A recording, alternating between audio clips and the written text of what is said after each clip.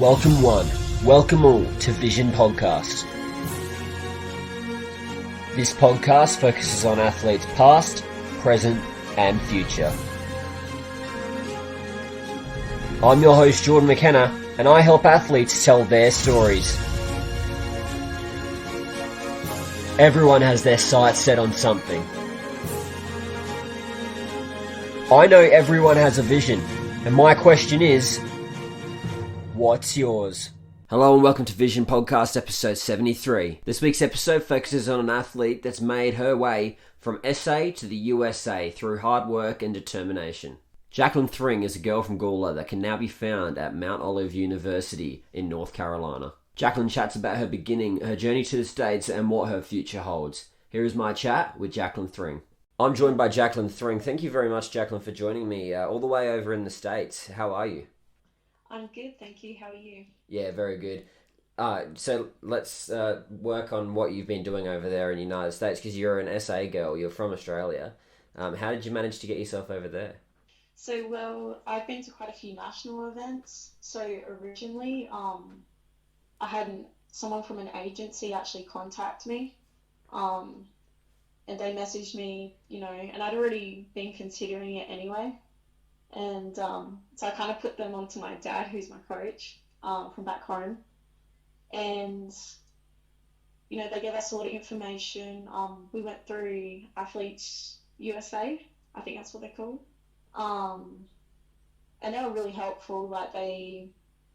You have to pay them to put out your profile, and they can see what universities look at your profile and how many times and stuff.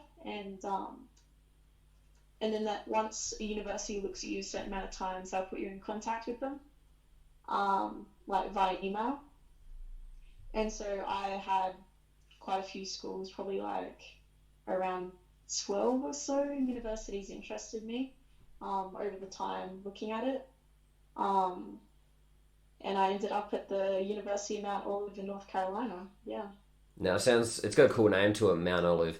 We'll go into that university there and what it means to you to be there. Well, let's start with where you began, because like myself, I don't think nobody's going to be knocking on my door and asking me to go do athletics in the States. You must have worked hard for it. How did you start? So way back when I was 8, I was already doing swimming. And I'd already tried team sports, and team sports weren't really my thing. My parents actually saw an article in the paper and was like, "Oh, you should try this out." So I went to Little Athletics in Gawler.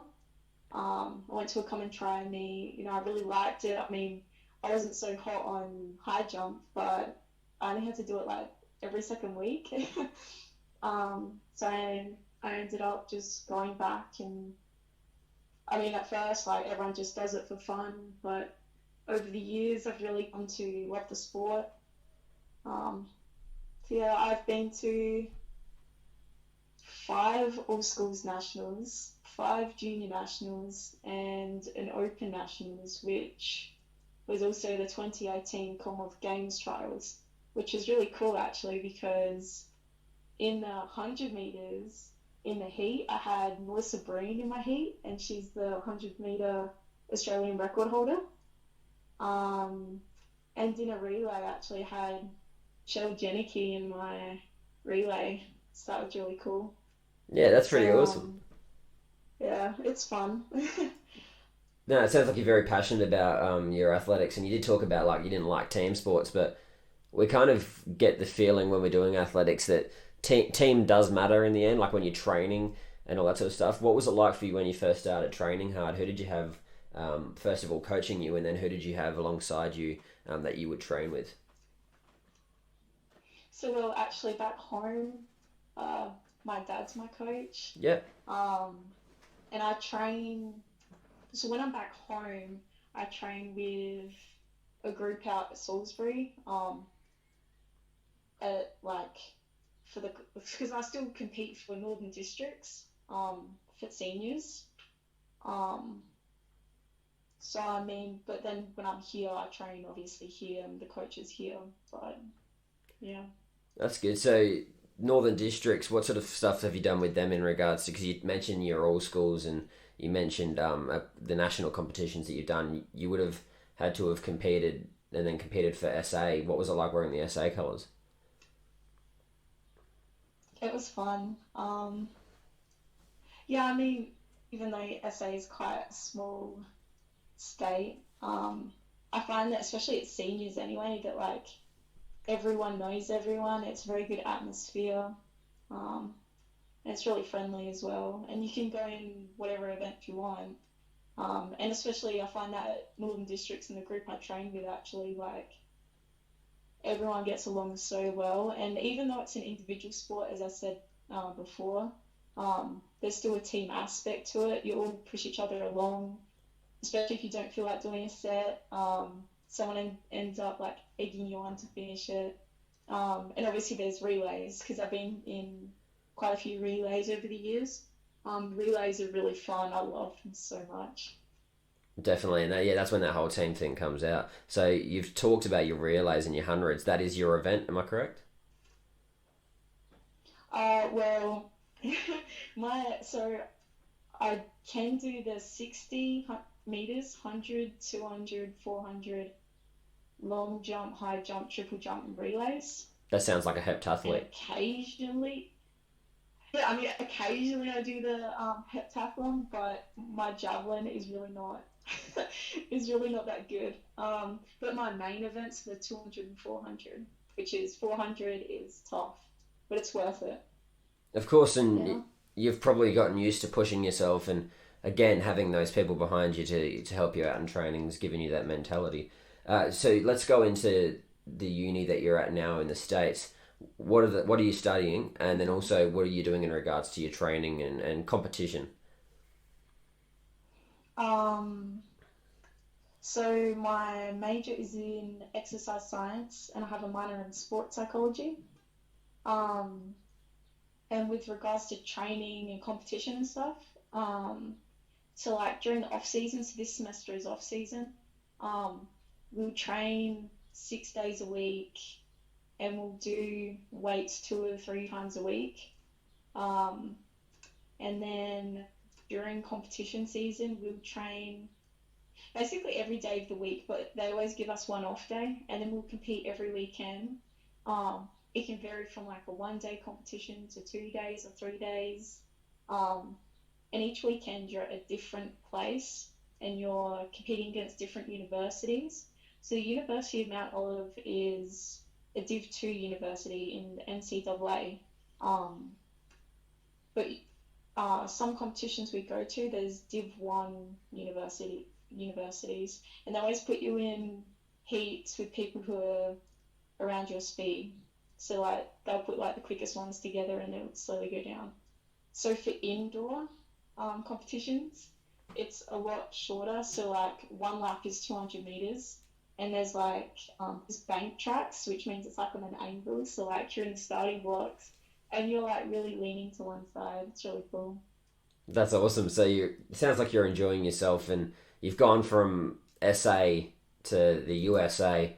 It's amazing that you've been able to accomplish that. What's the future hold for you in regards to where you see yourself? Can you kind of move around colleges, or do you have to stick with Mount Olive? I mean, you can transfer. I don't. I'm not going to transfer. Not fair enough. Um, but I am so. Last semester with COVID hitting, we missed half our season. Like we missed all besides one competition. There wasn't even the nationals for indoor. So they're giving us an extra year of eligibility on the track across here. And even before that, I was already thinking of doing a fifth year over here, um, to add another degree on. I'm not exactly sure what degree I'm going to add, but we'll see. And then obviously after that, I want to get a job in around the field I'm looking at. Originally, I was looking at like sports psychology as a job, but I'm not sure yet. I have to think about it. And obviously, with my track, I just want to keep training hard, um, on and off the field, and the end goal is to compete at the Olympics and Commonwealth Games. Of course, and I'm sure you'll get there. Again, it's a mentality thing that you have, and I can hear it. And for you to be able to move yourself from Australia and be willing to go over to the States and do what you're doing is awesome. The thing when I think about the US is coaches in the college system. Now, you'll find most of them are athletes. Is that something you can see yourself doing in the future, being a coach? Potentially. I mean, I feel like that would be a really cool job. Like that's what they do every day, all day, throughout the whole year. Um, it's a really good job, I think.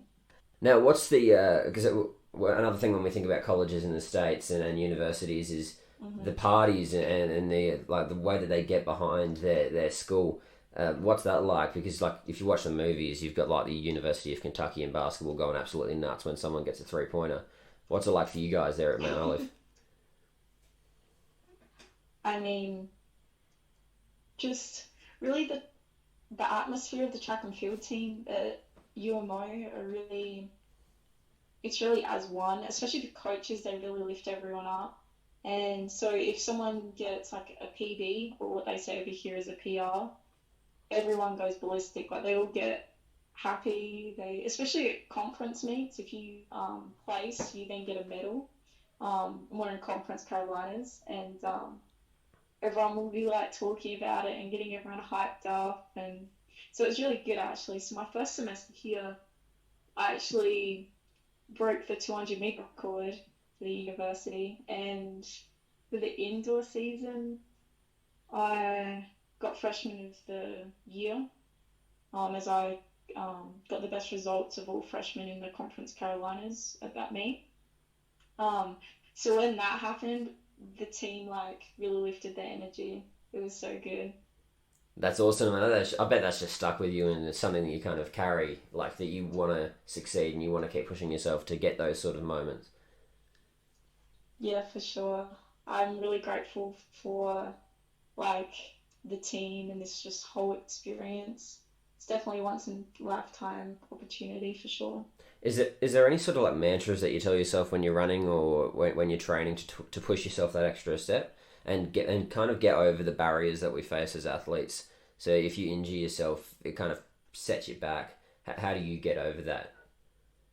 I would just think that obviously there's going to be days that are not so good, days that you don't really feel like training or you're injured, but those are really the days that show who you are as a person and an athlete, and you can get the most results from.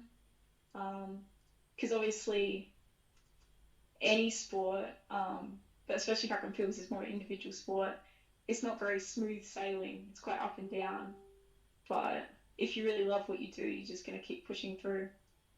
That's a beautiful spot to leave it on. You've got a great mentality, as I said before, and I thank you very much for joining me. Like a girl from Gawler going to the States is amazing. I have to ask a question actually quickly. What school did you go to?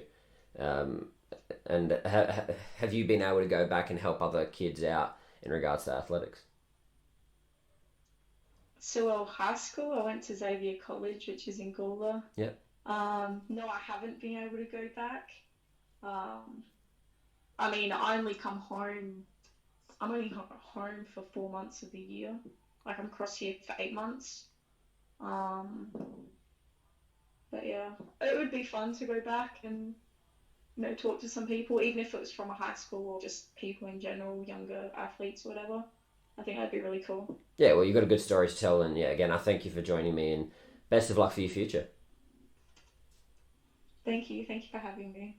Remember the name Jacqueline Thring. She has a great go-getter attitude, and with the path that she is on, she will be achieving great things on the track. Thank you, Jacqueline, for joining me on episode 73 of Vision Podcast, and thank you, the listeners, for listening once again. Join me next week. Who knows who we're going to get. Make sure to check out Vision Podcast on Facebook, Spotify, iTunes, and all other podcast platforms. Always remember, we all have a vision. What's yours?